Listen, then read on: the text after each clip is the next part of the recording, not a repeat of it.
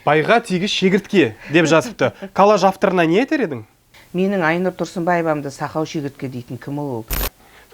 Адамдар көп өмірде. Осы жерді алып таста. Ертең көрсем аямайым, шашың жұлам. Істеген сөздерді қолданбайсың ғой. Алла, жоқ. Ернар Айдар өзінің маңдай терімен тапқан, мен сияқты машинасын халыққа берейін деп тұрған жоқ. Жарайды, үштікті айтайықшы осы жігіттердің арасында. Тұрсынбекті мен нөмір 1 асаба демеймін. Қыз келіншектердің арасында нөмір 1 тамада. Осындай сөздерді де жек көремін. Қазір карантин. Тамадалар қалай күн көріп жатыр? Сен, или солай ма сен сұхбаттың өзі негізі ютубтағы? Әсіресе мына Шымкент жақ. Тойхана. Той болмаса ештеңе болмай қалады. Түнде жалғыз қалғанда, қасыңда бір осырақ шалының жатқанын қалайсың ба? Қысқасын айтқанда, біздің қазақтың мойындату үшін не істеу керек? Білесің бе, өлу керек немесе шетелді мойындату керек бүкіл әлемді. Екі-ақ вариант. Ай шешеңнің дүрс, дук деп жазып қойып, мен оны айтуға ұялып тұрмын. Неге қынжылмаймын? Әрине қынжылам, мен жылаймын оны тыңдасам. Осымен тоқтатайық. Бүгінгі сұхбатты шынайы жасауға тырысайық. Бұл ешқандай да телевидение емес, YouTube. Көретін адам көреді, көрмейтін адам өтіп кете берсе болады. Бұнда тіпті YouTube болғаннан кейін боқтауға да болады. Жалпы бірінші сұрақ. Өмірде боқтайсың ба? Жоқ. Қатты жынданған уақытта, нервін қозған уақытта ауыздан бейәдеп сөздер шығып кете ме? Есі дұрыс па? Субханалла, қайта мен Аллаға зікір айтам. Бұрын? Жоқ, бұрында боқтаған. Чимкенский боқтамайсың ба? Автокөлікте кетіп бара жатып? Жоқ.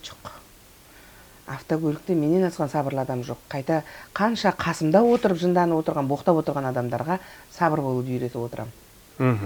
Бұл өзімді мақтанып, бір мақтағандығым емес, өзімді білем ғой мен. Және ертең мынау сіздің ютубыңыздың ар жағында жатқан 500 мың, миллион халықтың бәрі, менімен араласқан жанның бәрі көріп тұрған кезде, мен қалай елдің алдында өтірік айтам, өзің ойлашы. Сондықтан ол рас дүние, көргені бар, көрмегені бар, Аллах куә. Енді хит болып кеткен мына сурет. Иә. Байға тегіс шегіртке деп жазыпты. Коллаж авторына не айтар едің? Ештеңе айтпаймын. Аллах өзі береді. Қандай комментарий береді? Аллах өз жазасын берсін. Жалпы көңіліңе алдың ба осы сөзді? Мен білесің бе, 2 сағат күліп алдым қайта. Бірақ мен бір нәрсені көңіліме алдым. Менің Айнұр Тұрсынбаевамды сақау шегіртке дейтін кім ол? Мейлі, мен енді байға тиген шығармын. Сосын көкбет шегіртке деп айгүлімді ашуландырып елдің алдында, иә? Мысалы, менің әріптестерім ол менікі деп сөйлей алам, өйткені менің достарым. Сосын Алтынай менен бой ұзын. Оны қортық деуге кімнің қақысы бар? Сондықтан мен өзімді байға тегіш дегенге мен көңілім түскен жоқ. Мен әріптестерімді соншалықты жаман қылып жазғаны үшін сәл ашындым. Маған ол жеңіл ол. Өйткені бұл менің тағдырым, өміріме тиісті. Мен өзіме тиіскен жоқ қой. Мысалы үшін томпақ шегіртке десе маған тиіп кетуі мүмкін еді. Мысалы үшін да, или қабақ шегіртке десе маған тиіп кетеді. Азбайтын шегіртке десе тиіп кетеді мысалы үшін. Бұл тиген жоқ. Жоқ, бұл тиген жоқ маған. Өйткені бұл естіліп достарың үшін? Достарым үшін қатты тиді. Жақсы. Құрманай, енді сен туралы өсек аян көп айтылады негізі. Рас, Құрманай бүйтіпті, Құрманай сөйтіпті деген сияқты. Неге өсек сені айналып жүреді осы үнемі? Өйткені кім біледі, күнәм көп шығар, сол күнәм төгу үшін шығар. Күнәм төгу үшін Аллах тағалам сондай адамдар жіберу керек қой маған айту үшін. Арғы дүниеге Аллах адамды, жақсы адам дайындайды. Құрманай, жігіттердің арасында нөмір 1 тамада деп кімді айтар едің? Бәрін нөмір 1-ге қойып қояр едім. Мен өзі көп адаммен араласа бермеймін. Сол үшін мен өзім араласқан асабаларымның бәрі нөмір 1. Тұрсынбек пе, Колобок па? Мен Колобоктың басқарған көрмегенмін, телевизордан көрсеткен. Жалпы, кімді атар едің? Жалпы. Жарайды, үштікті айтайықшы осы жігіттердің арасында. Тұрсынбекті мен нөмір 1 асаба демеймін. Тұрсынбек деген ол әртіс, ол сатирик. Ол бір өзі халықты қаратып отыратын. Тұрсынбектің өзі былай деп айтқан маған: Құрманай, сен тамақ жеп отқан адамдың жаңағы нәпсісін тыйып, басын көтертіп өзіңе қаратасың ғой. Біз сахнада тұрып қарататын адамдармыз. Сахнада көру үшін келген адам. Айта алмайсың, нөмір 1 тамада деп ешкімді? Жоқ, ешкімді айта алмаймын. Үштікті айта аласың ба? Үштікті де айта алмаймын. Мен үшін бәрі бірлікке кіреді. түсіндің ба? Мен білетін асабалар, мен қазір есімде жоқ, оның бәрін ізбектеп, тізбектеп, ананы айтып, мынаны айтпапты, ертең ондай әңгіме керек емес маған. Жақсы. Ал қыз келіншектердің арасында нөмір бірінші тамада. Мен ойымша Құрманай Бақтиярқызы, солай ма? Оны халық шешсінші, осындай сөздерді де жек көремін. Жоқ, басқа жоқ қой енді. Қыздар жоқ қой, мен қыздарды көрген жоқпын. Иә, олар жүргізушілер. Айнұр Жүгінісова жүргізеді. Жоқ, олардың бәрі жүргізушілер, және мен енді 28 жылдық тәжірибесі бар, қай додаға салып жіберсең де бүтін шығатын сөзі бар, ақындығым бар адам болған соң көп адам мені мойындайды. Бірақ басқаларды көбірек шақыратын шығар. Өйткені көп адам қазіргі заманда асабалардың бәрін тек музыканы қойып, сол музыкамен ойнататын шоумен заман болды ғой қазір. Енді қара, Әйгерім Қалаубаева, ана бір қазақша сөйлейтін орыс қыздар, үлкен той-томалақтарда жүреді, жаттап алған сөздерін айтады, конференция сияқты. Енді оларға пікірің қандай? Оларға да пікірім әдемі, неге? Сөйлей алады, түрлері әдемі, фигуралар әдемі, елге жағып жатса, оның жаттап алғанына қарамай, оның әр сөзін мәнерлеп жатқанына, киген киіміне әдемі, көз қуаныш, көңіл жуаныш болса, халыққа ұнап жатса, молодец. Қыздар, олар кейбіреулер солар менен де қымбат алады. Мен білуімше, естуімше. Бірақ соған лайықты шығар өздері. Бірақ сенің тілің шұрайлы ғой. Енді ол... Неге? Тілі шұрайлы адамдар олардан... Иә, сонымен Данияр не айтқан? Данияр, сен былай істеші. Сен, или солай ма сен сұхбаттың өзі негізі ютубтағы? Қандай? Ананы салыстыру ма сенікі? Жоқ. Сен қойшы, сен нормально жігіт едің ғой. Ағзаңдыққа түспейік та. Салыстырмайық. Маған бәрі бір. Мен салыстырып жатқан, жалпы сұрап жатырмын ғой енді. Жалпы сұрама, сен салыстырмалы түрде сұрап жатсың ғой. 1 ма, 2, 3. Неге үйтіп қоясың сен адамдар? Болмайды ондай. Жақсы. Той туралы сұрап жатқан себебім, Иә. табыстың 90% тойдан түсетін. Иә. Қазір карантин. Иә. Той жоқ. 3 ай болды. Тамадалар қалай күн көріп жатыр? Тамадалар жинап қойған, жеп жатқан шығар. Сен неге басқалар үшін жауап бергізесің маған? Жарайды. Сен өзіңіз қалай күн көрдіңіз деп сұрасай сен, да не? Қазір той жоқ, иә, жарайды. Иә, қалай күн көресің деп сұрай енді менен. Мен кітап шығардым. Кітабың аты Құрманайдың құнды сөзі. Қазір бүкіл Қазақстан алып жатыр. Осы кітаптан түскен кішкене ғана немізді қанағат қылып, сол мен өмір сүріп жатырмын дәл қазір.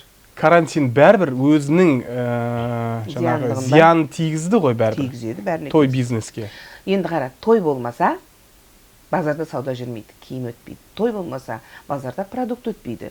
Той болмаса, сіздер сияқты операторларымыз, камераларымыз түсіре алмайды. Той, түсіндіңіз ба? Бәрі тойға байланысты. Той болмаса, тіпті шашыңды істетпейді, барып парикмахерскеге барып. Тырнағын істетпейді қыздар, той болмаса. Бұл той деген нәрсені жұрттардың бәрі болмасын той. Той болмаса, ештеңе болмай қалады. Менде осы сұрақты қойғым келіп отыр. Жалпы соңғы уақыттары осы тойды азайтайықшы, әсіресе мына Шымкент жақ. Тойхана. 1000 адам шақырып, шашылып, ысырап мен ойымша. Маған қара. Кешір.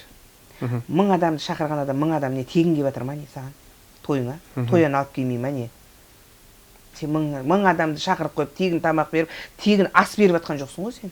Ол берілгенін алып келеді ғой өзіне лайықтысын. Мен 700 адамға той бердім, маған мысал үшін 10 миллион ақша түсті. 10 миллионның 5 миллион кеткен шығар, менің шығыныма мысалы 5 миллион қалтамда қалды.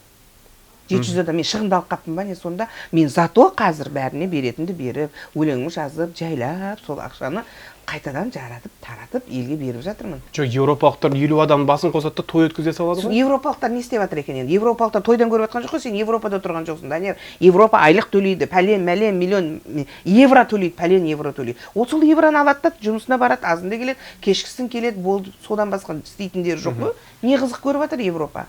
Құрманайдың той туралы пікіріне астына комментарий қалдырыңыздар, біздің каналға жазуды ұмытпаңыздар. Келесі сұрақ. Құрманай, енді Инстаграм парақшаңды ақтарып отырмын, мінекей. 27 адамды ғана оқиды екенсің. Бірге жұмыс істейтін эстрада әншілері жоқ.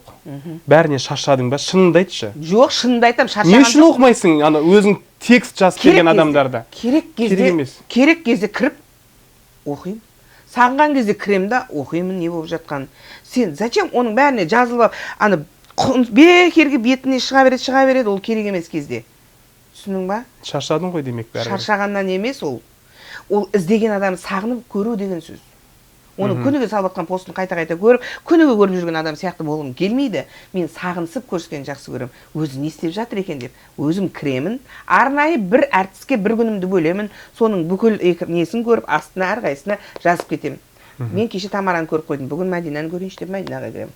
Так Мәдинаны көрдім, бүгін Тұрсынбекке кірейін деп оны көремін. Сол сияқты уақытым бар кезде мен сағынған кім не істеп жатыр екен деген ойыма түскен өзімнің достарымды іздеп көремін. Оның бәріне жазылып алып, бытырлап бәрі келіп, оның бәрін. Зачем ондай шуылдақ? Көзіңді ауыртып. Қазір енді екінің бірінде иттің тағайында, шыны керек. Инстаграмда жасыл белгі бар. Мынандай галочка деген қазір экранға шығады. Галочка сқорып. Иә, олармен сен салыстыра алмаймын, енді жер мен көк арасы ол кісілермен. Бірақ оларда галочка бар, ал сенде галочка жоқ. Неге? Сол галочка қызық көрмеппін. Жоқ, әрекет жасап көрдің бе галочка алсам деген? Оны ақшаға сатады ма екен? Мен білмеймін. Мен де білмеймін. Біліп ал енді білетіндерден оны тани.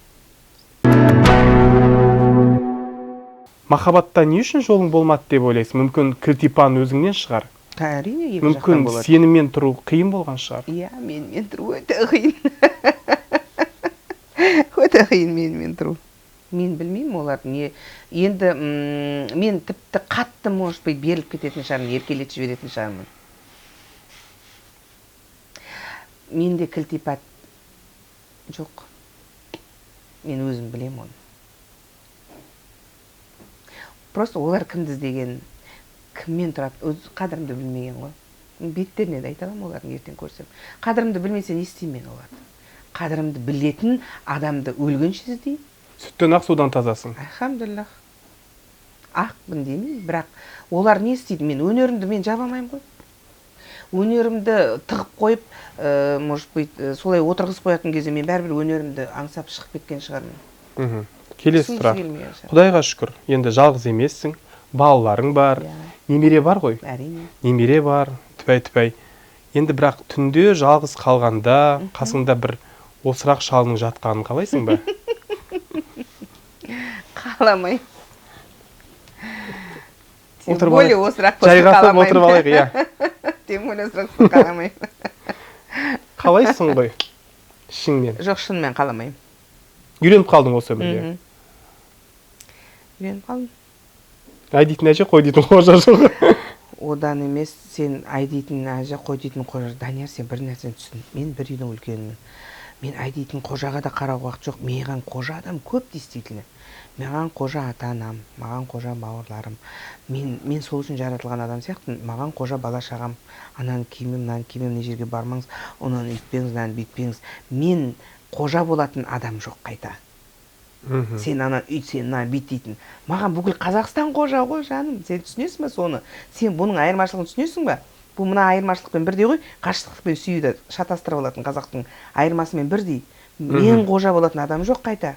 Сен ананы үйтсе, менің орнына сен мынаны істеп кеш, менің орнына өлең шығарып жібере саш, сен менің орныма мынаны кие саш, мынаны жи саш дейтін адам жоқ. Маған қожа бәрі. Сен қожа болдың ғой бүгін. Сен қожа болдың ғой, менің қожам сенсің бүгін. Түскі сағат 4-тен бастап кешкі 6-ға дейін. Менің қожам сенсің, өйткені Құреке келіңіз съемка отыр. Мен сенің айтқаныңа көніп отырмын мына жерде. Сол сияқты қазір бұдан кейін тағы да күтіп отқан адамдар бар, олар да маған қожа. Сіздің кітабыңызды алуға келіп едік, бізді көңіліңіз бізге аударасыз ба, аудармайсыз ба, бізге уақыт табасыз ба, таппайсыз ба дейтін. Бәрі қожа десей. Бәрі қожа. Жалғыз басты әйелге біздің қоғамда өмір сүру қиын негізі. Небір топас еркектер бар, басына бағындырғысы келеді, айтқан істеткісі келеді, қит етсе төсекке сүйрегісі келетін еркектер де бар. Ондай надандарды қалай орнына қоясың? Ол жағынан мен өте маған Аллах тағалам сондай не берген, мыс берген. Сені басынбайды. Басынбақ түгілі жақындай алмайды. Өзім сәл повод беріп, жақында мен қорықпа деп жақындатпасам жұрттарды, менен алыстан қашып кетеді бәрі. Шын айтам. Ал Қазақстандағы жалғыз басты әйелдерге не деп басынатын еркектер бар ғой? Өте көп, иә, әрине. Соны басындырып алған өздерінен көрсін. Өзің айтпақшы, кінәні әркім өзіне іздеу керек. Значит, басындыратын тірлік істеді ол. Бір жерде қате кетті. Сөйлеспейтін адаммен сөйлесіп қойды. Түннің бір уақытында. Или болмаса, күйеу болса да анаған әдемі көзбен қарап, күйеуінің қасында отырып, бір повод беріп қойды. Ол жерде жолып қалды да, бір жерде ішіп алды да, ол ана жерде соны сен тана көзін сүзбесе, бұға жібін үзбейді ғой деп шықты жігіт. Сөйтіп қыз өзін ақталып басынып жатыр, мен үйтіп жатыр дейді. Сен повод бермейсің. Жоқ, повод бермеймін. Мен тіпті даже өзімнің достарымның күйеулерінің өзі қалай күтеді, мен олайына күтеді. Өйткені ол қыздардың өзі біледі повод. Күйеулеріне повод бермейтінімді. Короче, қысқасын айтқанда, екі жақтан шығарды, дауыс көрдің ба? Хорошо. Балаларды енді аяқтан тұрғызу оңай емес қазіргі заманда. Иә. Бір күні ауыртпалықтан сынып кетемін деп қорықпайсың ба? Мен тіпті бүгінгі соңғы 5.000 теңгемді ақшамды жаратып келе берем, ертең Аллахтың жеткізетінін білем. Я Алла, өзіңе ғана мұқтаж қылшы, ешкімге жалындырмашы десең, чотым ақша келіп тұрады ертесіне. Или заказ береді тойға, или болмаса әнге сөз береді, өзі келеді ақшаның. Сыну деген не? Сыну деген ақша жоқ кезде сынады адам. Жоқшылық адамды сындырып жібереді. Баршылық адамды масайтып жібереді. Соның екеуінің ортасында тұрып, таразда екі жаққа да құлап кетпей, әдемі болып тұру, сабырлық, ол да Алладан келетін дүние, Алладан келетін өнер. Ал өлімнен қорқасың ба? Қорқам. Қаншалықты қорқасың? Қорқам, неге қорқпаймын өлімнен? Бірақ соған дайындалады жүрегім. Мысалы, мен балаларыма бүйтіп айтамын. Бүгін бармыз, ертең жоқпыз. Аталарымыз, апаларымыз сөйтіп айтқан, бірақ мен бір нәрсе айтайын сендерге. Ертең мен дүниеден өтсем, айтылады бұл әңгіме. Ертең мен дүниеден өтсем, авторлық қоғамда Толғанай деген өлеңімен бүкіл Қазақстанға танылғаным үшін авторлық қоғамнан түсіп тұратын ақша Толғанайда болады. Сұңқар, сен иегің қышымасын деймін. Өмір бақилық ақша алып тұратын ол Толғанай. Менің үйіммен машина, автокөліктерім, кішігірім жаңағы дүниелерім саған қалады. Бірақ шотта ақша қалып кеткен жағдайда да армандамаңдар. Ол қалған ақшаны не мешіт салдырып кетем, не детдом балдарға, немесе медресе ашып кетсем де, барлық дүниені мен халыққа таратып, ертең ар жаққа сауап тамып тұратындай дүние істеп кетем. Бірақ сендерге дүние қалдырмаймын. Тіпті алтындарымды да қалдырмаймын. Оларды да сатып сондай нәрсеге бөліп жіберуім мүмкін. Тебірік қып анау тақсынады. Алтынға, дүниеге сендер таластырмаймын. Тіпті туған туысқандармен қоса. Құрманай, менде мынадай тізім бар. Жаңадан шыққан әндер. Жаныңды шығарамын. Ай шешеңнің. Дүрс, дук, антивирус менің.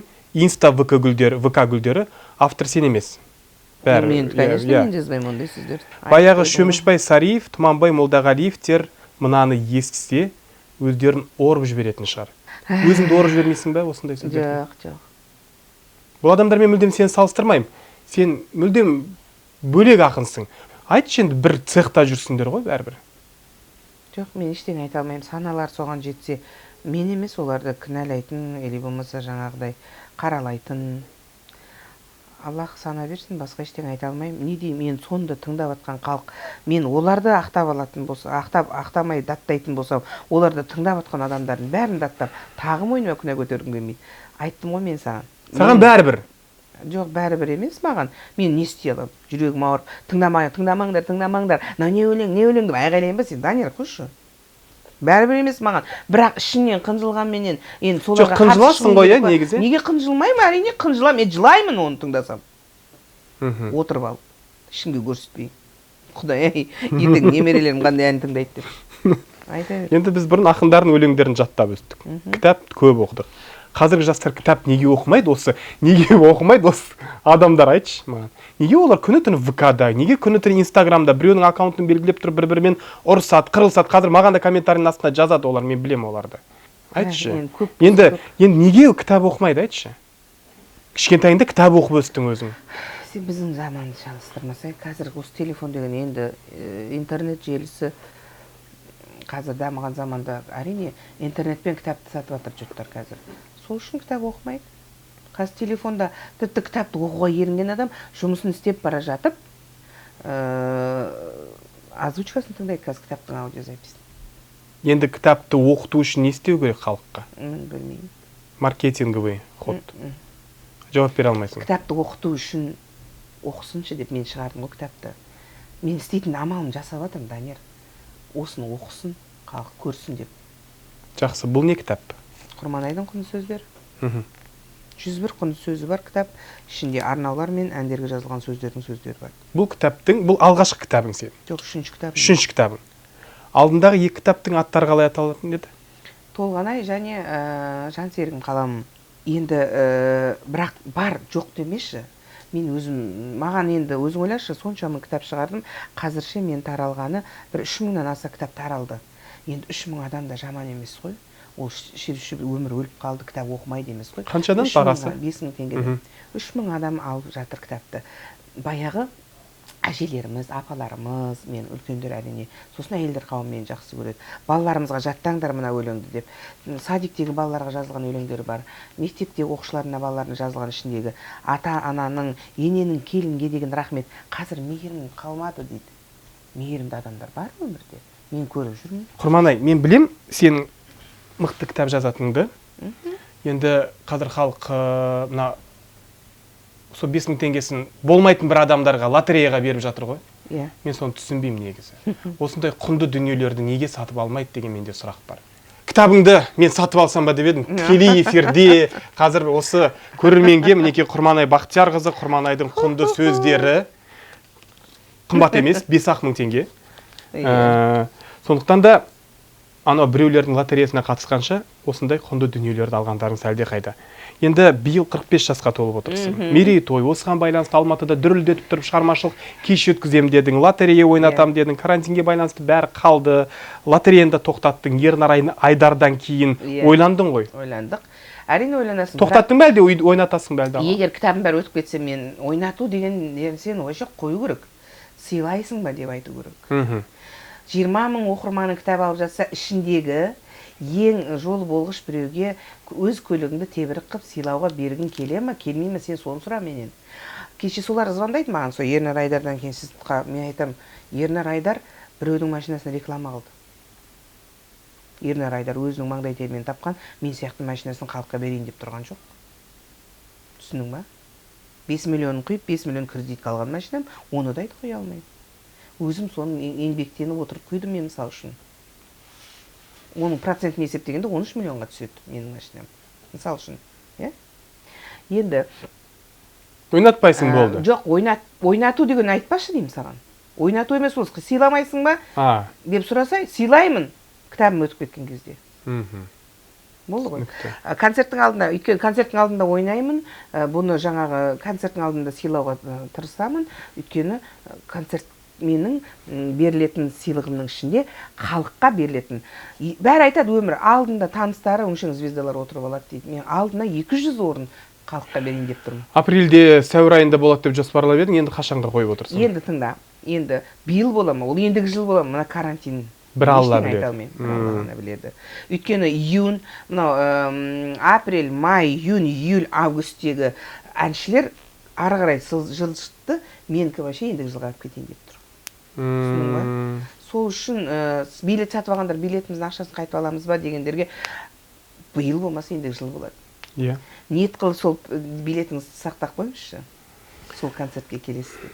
Сұхбат аяқталды. Жамандаймын десеңіздер, астыға комментарий жазыңыздар. Лайк басыңыздар, дизлайк басыңыздар. Және де біздің каналға жазуды ұмытпаңыздар. Солай ғой, қазір YouTube солай болып кетті ғой. Солай. Сосын менің кітабымды алғыларыңыз келсе, менің инстаграмға жазылыңыздар. Сол жерде телефоным тұр. Өзіме тікелей шығыңыздар WhatsApp-пен. Тек өзім сөйлесем. Мен де көмекші. Анау мынау дейтін жоқ. Рахмет, Құрманай.